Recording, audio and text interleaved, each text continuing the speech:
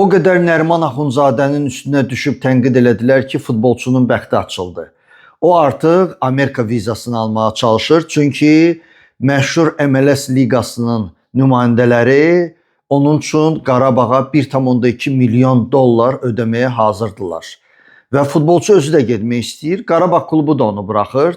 Əlbəttə Qarabağ bu dəqiqə Nəriman Axundzadənin necə deyirlər, ayağından, əlindən yapışa bilməz ki, gəl bizə kömək elə. Futbolçunun üstündə çox böyük tənqidlər var və getsə yaxşıdır. Həm də karyerası açıq olar. Düzdür, son məlumatlara görə hələ də dəqiq bilinmir ki, MLS-in hansı klubu Nərimanı istəyir. Bəziləri deyir ki, Columbus Crew'dur, bəziləri də deyir ki, Orlando City'dir. Hər halda menecerləri bu yaxınlarda bunu dəqiq deyəcəklər. Əsas vizadır. Amma çox sevinməyin, çünki Nəriman getsə də bir də gördünüz, bir il keçməmiş qayıtdı Azərbaycana. Niyə qayıtdı? Qurban Qurbanovun xüsusiyyəti var.